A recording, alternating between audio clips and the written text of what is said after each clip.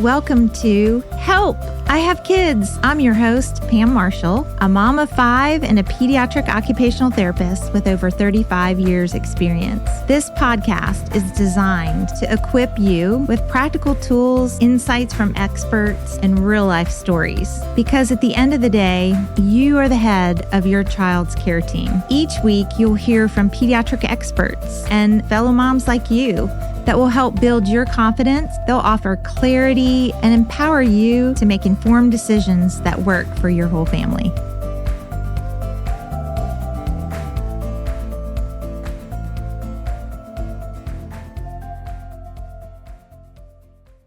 Hi, moms. Welcome back to Help, I Have Kids. This is a special episode today for all you moms, either with very little newborns or friends you may know about to have a newborn, or maybe you're expecting. This episode is for you. So I'm introducing my friend Kelly here. Hello. She's a pediatric occupational therapist, now a doctor of occupational therapy. Congratulations. Thank you. And so we're excited to talk to her today because she specializes in babies and little ones and sensory and kids with neurologic impairment. Mm-hmm. And we're going to talk today about torticollis. And so let's start at the beginning. Talk about what is torticollis. To really simplify it, torticollis is just a big fancy way of a tight neck muscle. Mm-hmm.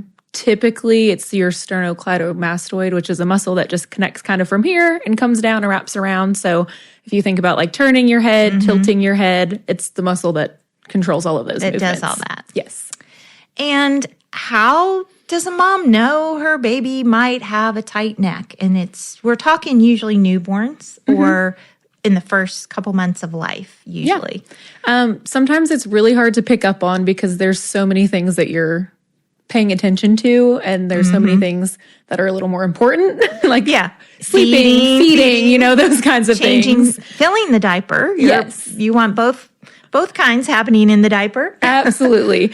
So a lot of times parents don't even notice it at first. Yeah. It's somebody looking at pictures or a pediatrician brings something up, but really it's maybe your baby is always hanging here, or, I always have to carry my baby a certain way because they get really fussy if I hold them the other way, and they don't really know why, but a lot of times it's our head is just there and we just naturally hold them one way because they get super fussy another way.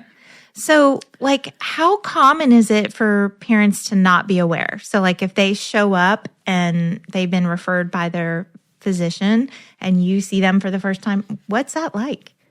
I think a lot of my parents are kind of shell-shocked a little bit because also pediatricians may send a referral in and they're just like, oh, go do this, and they don't necessarily understand why. So a lot of times they're coming in and they show up and they're like, my pediatrician sent me here.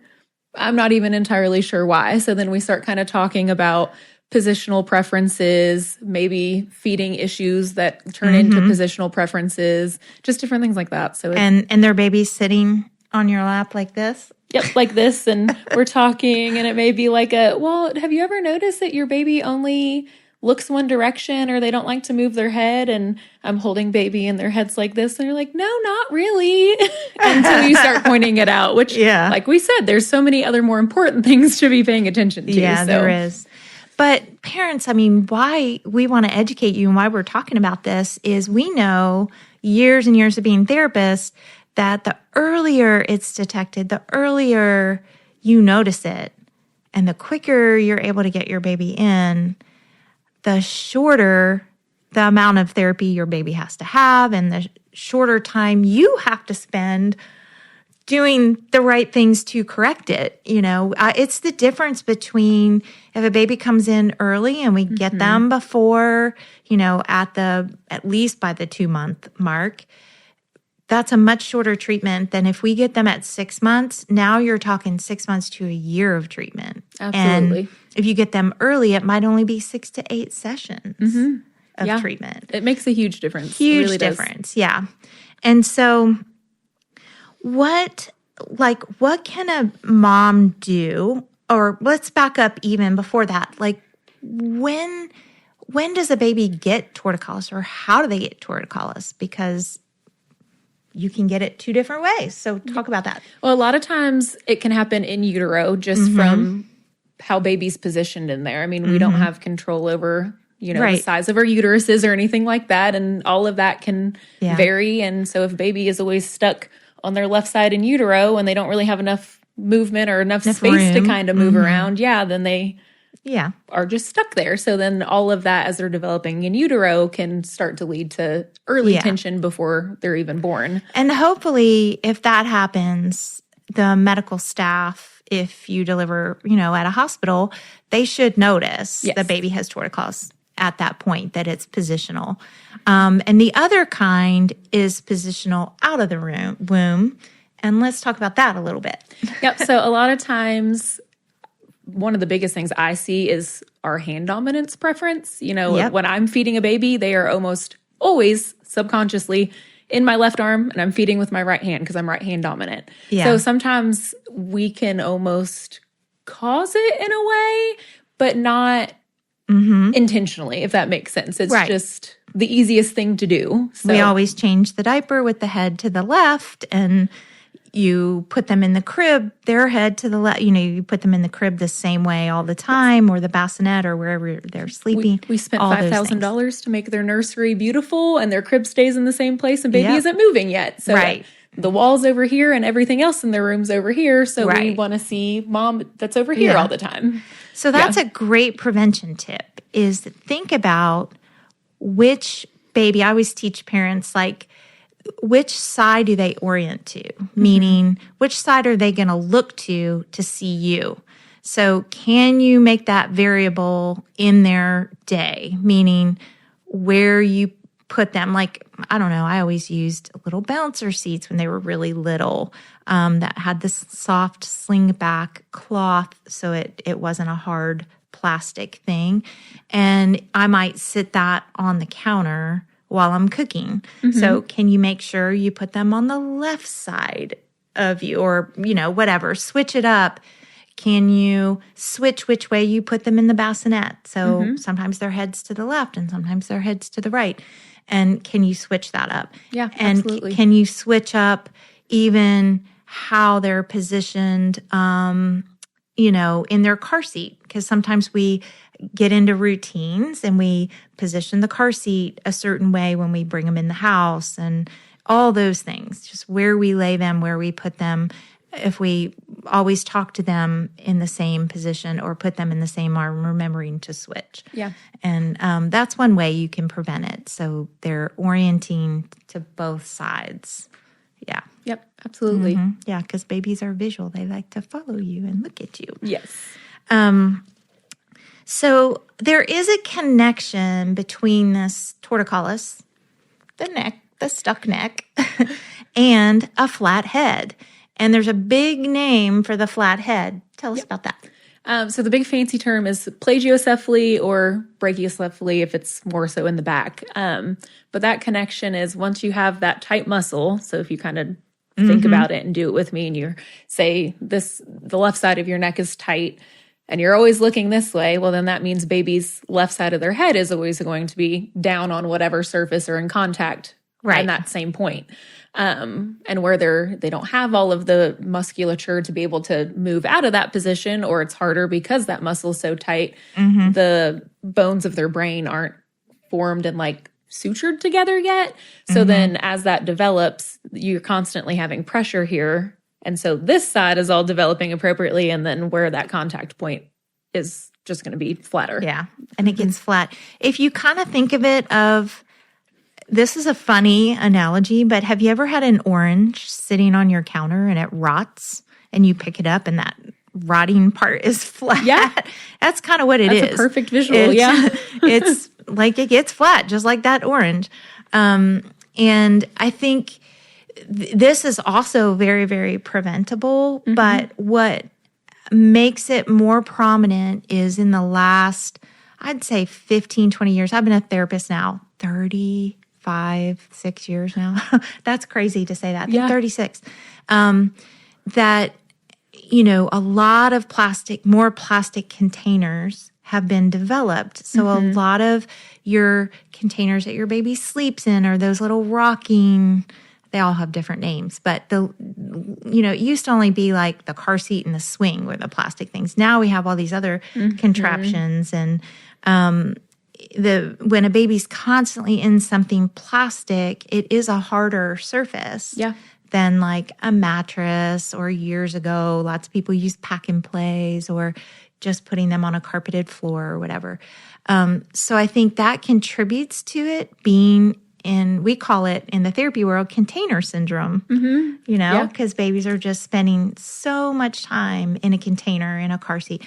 That's why as a mom, I raised 5, and it was my personal goal to never have a flat head, to have a beautiful round shaped head based on, but I also knew it was good for development. It wasn't just that I cared about them getting a flat head, that would look funny or something. That's not why I did it. It was more because I knew I was promoting good development. Right. And that's the reason behind it. You want to promote good development and not constantly be in those plastic containers. Yeah. It's a little harder if your baby goes to daycare. We understand the constraints of that. But there are more daycares, and it's something you can absolutely request, or maybe even gift the daycare. Is they have a lot of mats or matted surfaces where babies are spending more time down on the floor, which is good. Another thing I love teaching moms is, if you're home with your baby, think about just putting them down wherever you go. So like what I would do is, when I go to the laundry room, I would take the baby with me, especially when you have older kids running around the house and you're not sure exactly what they might do. Kids, dogs, cats. Right. All of the above. Yes. You gotta like protect. My 5th one, I was just like, can I just keep him alive? Like, can I just keep him alive, literally? So I would just take him with me, just so I knew he was safe. But I would do something like lay a towel in the bottom of a laundry basket and lay him in it. Yeah. And it's not bad just to put them down on the ground wherever you are. We have this thing about germs, or it's not safe, or it's too hard, or whatever. Really, actually, no, they'll be fine. Yeah. Just put them down right next to you. That's one way to keep them safe, and also you're promoting better development that way. I tell my families that the floor is my favorite tool. It is. It really is, wherever you go. Yes. And using the cloth sling back little bouncers the first 4 months or so of life, that's really a good tool too, because it's soft and it shapes their head, and they can look easily both ways. And you can also, or used to be able to, I don't know if you still can, I would stand on it and stretch it up if I wanted it to come up a little higher, or if you wanted it back a little, I would just bend it where I wanted it. Yeah, how absolutely. it goes. And you can't do that with the plastic ones, so. No, you can't at all. When does a mom seek help? What do they do? Like, if they notice, oh, I think my baby's got a flat head, or, oh, I think my baby, I think their neck is stuck.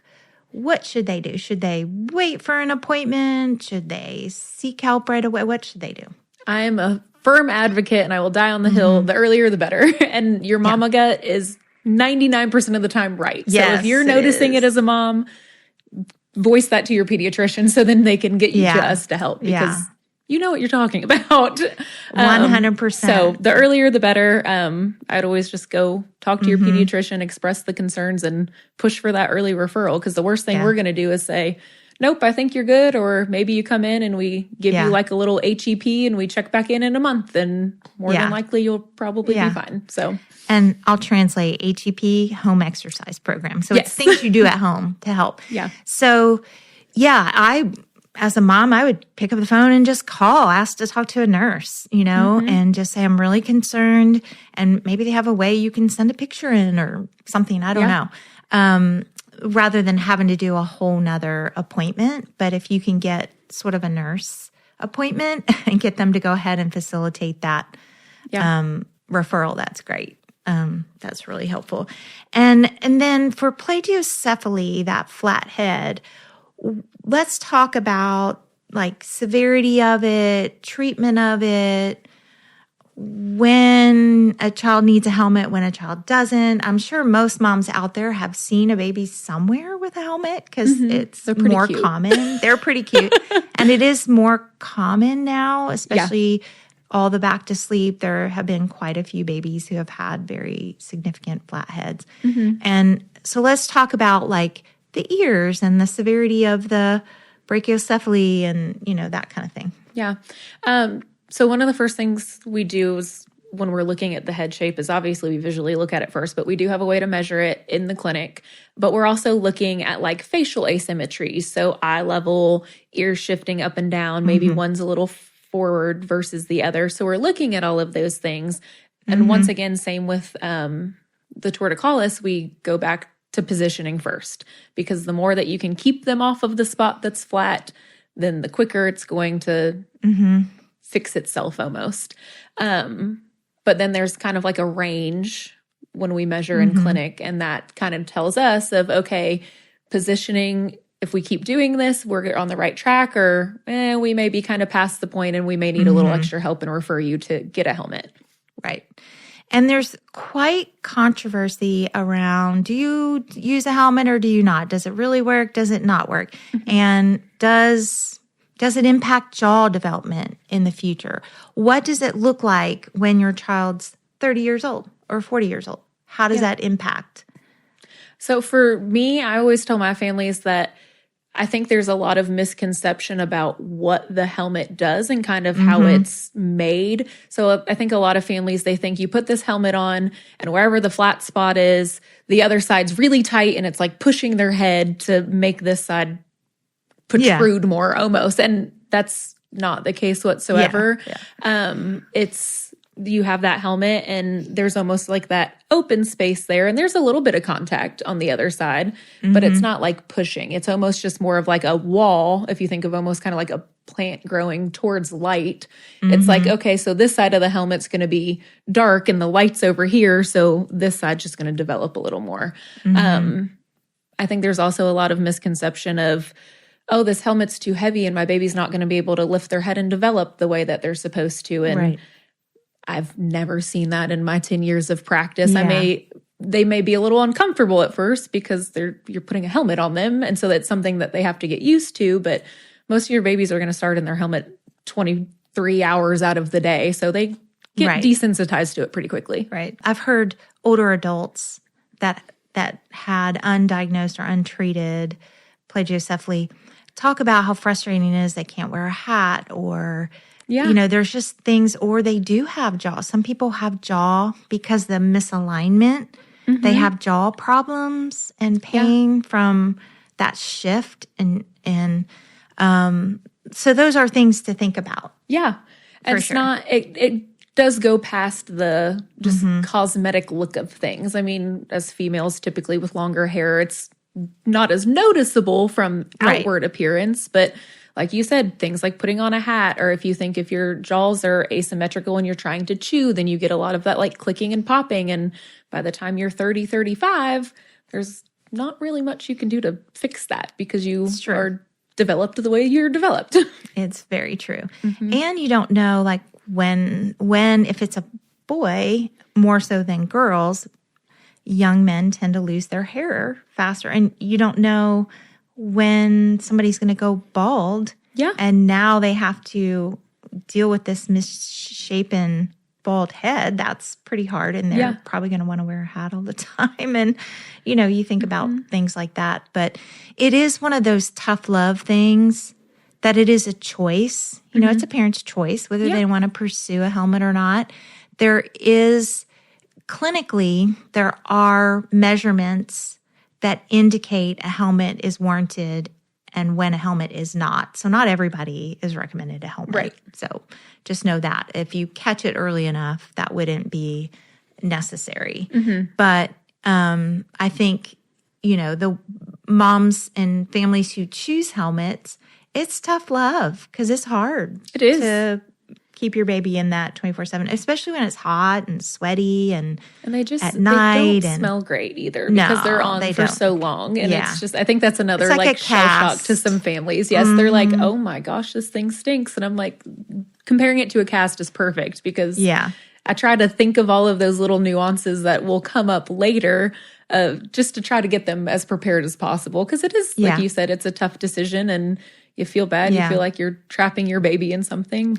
And how long do most children have to wear a helmet if they're... I've had most of my families anywhere from that like 3 to 6 month mark. I mean, 6 months, we're talking it was pretty severe that parent could look at baby and be like, why is my baby's head flat over here? So, but I mean, they're pretty effective, especially if you're following the wear time protocol. So the best thing you can do is act early. Yes. Spread the word to all your mom friends.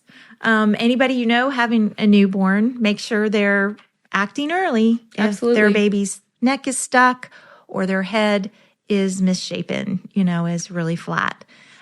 Because the stuck neck leads to the flat head most of the time. And then thinking about like gross motor development from there, if your neck is stuck and you have your flat head and you're always looking this way, you're probably going to roll the way you're looking. So it can just impact so many different things. The earlier, the better. Can. And the way the skull is, this is probably something you've never had a conversation with anyone about baby's skull, but it's miraculous that there's plates, there's different sections of the skull that as a newborn, that's how they get through the birth canal. That skull collapses and gets smaller.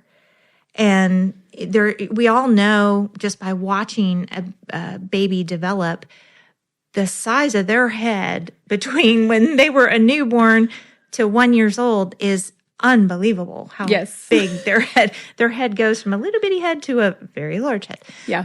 And that's miraculous how much it's growing and changing. And when do those plates close up, or when do those suture lines close up? Typically by a year. Yep. Which is, again, the earlier the better, because you really can't do much the closer to a year you get. So hope that information is super helpful to you all, and reach out to your pediatrician. And I know in our practice at Marshall Pediatric Therapy, we do prioritize babies getting in and getting the help they need the younger they are. So reach out and seek occupational therapy or physical therapy. And the training that a therapist, let's talk about that a little bit. How would a mom know, does this therapist really know how to treat this? Because you can't go to just anybody. Right. Well, luckily for you all at Marshall Pediatric Therapy, our intake coordinators and everybody that you talk to on the front end before getting to us keeps track of all of that for you. So it's really nice. Right. But if you're just talking and asking questions, I would ask for somebody, one that specializes in infants, but then also has experience with torticollis plagiocephaly. Correct. Because infant feeding is very different than torticollis and plagiocephaly. So just asking to make sure, or like asking, okay, you said I'm going to be with this therapist, like what kinds of things do they treat and work on? And there's oftentimes, there are kids in a small percentage, there's feeding problems and torticollis and plagiocephaly, all that's going on at the same time. Yeah. So, in that case. Which is why you need the right therapist to be able to tease through all of those things. It is, because sometimes babies get referred for feeding, and actually then we're discovering, they have torticollis, which is also contributing to the feeding problem. And, it all ties together. All goes together. Yeah. And we do work with other professionals like chiropractors, and we also know infant massage. That also really helps. Yeah. So there's lots of things that can help your baby. So Kelly, you've been a wealth of information, and thank you for coming on today. Of course. And it's a gift, moms, that you have a team of people out there waiting to help you. You don't have to do this alone. So if anybody listening now, and some of you may not be in our area, near our practice, wherever you are, you can seek out your physician to help you get referred to a pediatric occupational therapist or a pediatric physical therapist who can treat your baby quickly. And most of the time it is covered by insurance. There's a whole episode on insurance if you want to go listen to that. But our new episodes come out every Wednesday, and we hope you'll come back and have a listen. Thank you so much. Thanks so much for listening to Help, I Have Kids. If you're tuning into this podcast, that means you're a mom who's curious, committed, and ready to learn. And we see you. We'd love for you to join our Help I Have Kids Facebook community, where moms just like you are connecting, asking questions, and encouraging each other every day. It's a space for real conversations, expert insight, and support from moms who get it, because we're all in this together. And if you know a mom who's feeling unsure or maybe overwhelmed, or just needs to be reminded that she can do it, she can advocate for her child with confidence, share this episode with her. We're building a village here, and we're glad you're a part of it.